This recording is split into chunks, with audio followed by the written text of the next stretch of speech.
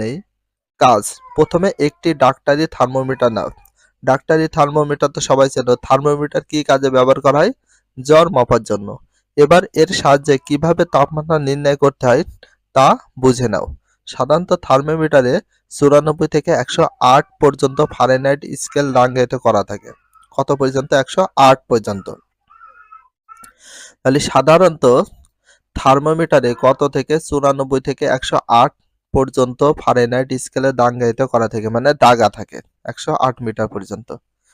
কোনো থার্মোমিটার আবার একই সাথে 35 থেকে 42 ডিগ্রি সেলসিয়াস স্কেলে দাঙ্গায়িত করা থাকে।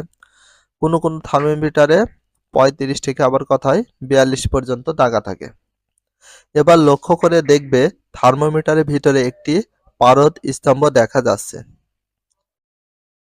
তাহলে থার্মোমিটারের ভিতরে একটি কি দেখা যাচ্ছে? একটা পারদ স্তম্ভ দেখা যাচ্ছে। এই পারদ স্তম্ভের কারণে তাপমাত্রা পরিমাপ করা হয়ে থাকে। এটি তাপমাত্রা বৃদ্ধির সাথে সাথে উপরে উঠতে থাকে। তাহলে তাপমাত্রা যত বৃদ্ধি পাবে তত উপরে উঠতে থাকবে, সেটা কি? পারদ স্তম্ভটা। এবার তুমি থার্মোমিটারকে হাতের নিচে অথবা তোমার জিহ্বার নিচে রেখে দিলে 1 মিনিট পর দেখতে পাবে পারদ স্তম্ভের উচ্চতায় কোনো পার্থক্য হয়েছে কিনা। এ থেকে তুমি তোমার গায়ের তাপমাত্রা পরিমাপ করতে পারবে। থার্মোমিটার বেশিরভাগ ক্ষেত্রে আমরা জ্বর মাপার কাজে ব্যবহার করে থাকি। নতুন শব্দ: পরিমাপ, মৌলিক একক, যৌগিক একক, এসআই পদ্ধতি, মেট্রিক টন, কুইন্টাল। এই অধ্যায়ে আমরা যা শিখলাম, দৈনন্দিন জীবনে প্রায় প্রতিটি কাজে প্রয়োজনীয় সঠিক পরিমাপের বিষয়গুলো শিখলাম। একটি জানা আদর্শ অংশের পরিমাণকে পরিমাপের একক হিসেবে ধরা হয়।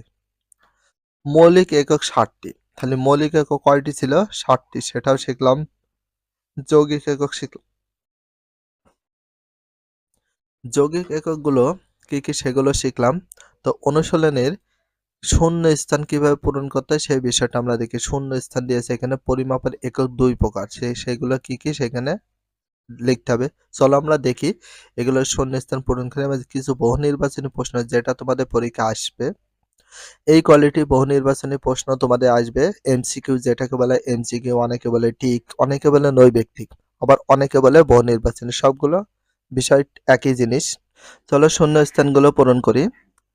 1 নাম্বার, পরিমাপের একক 2 প্রকার। তাহলে পরিমাপের একক কয় প্রকার? 2 প্রকার দিয়ে দিয়েছে।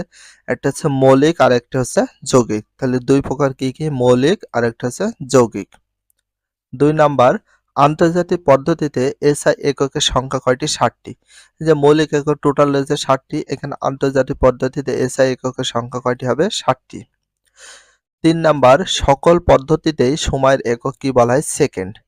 তাহলে সকল পদ্ধতিতেই সময়ের একক, সময় বলতে সেকেন্ড, সর্বনিম্ন কোনটা? সেকেন্ড, এই জন্য সময়ের এককে বলা হয় কি? সেকেন্ড। তো বহু নির্বাচনী কোশ্চেন গুলো দেখি। ভরের একক কোনটি? ভরের একক হচ্ছে কিলোগ্রাম। কারণ হচ্ছে যত ভর বা ওজন মাপি সেগুলো কিলোগ্রামে প্রকাশ করা হয়। তাহলে ভরের একক কোনটি? কিলোগ্রাম। 2 নাম্বার, একটি ইট যে জায়গায় দখল করে তাকে কি বলে? আয়তন।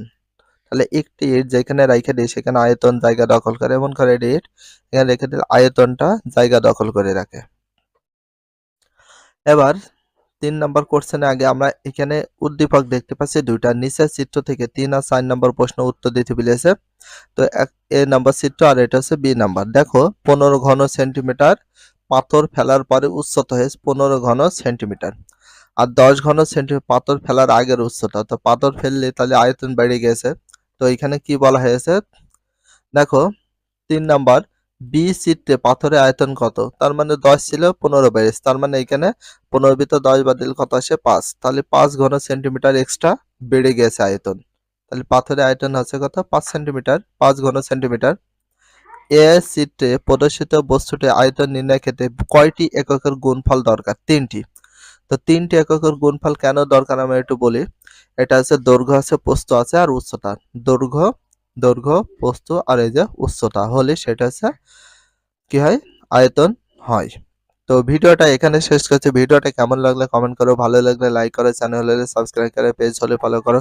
If you love this video, please subscribe my channel, like, comment, share, hit the bell icon for getting next video. So everyone take care. Love you. Allah Hafiz.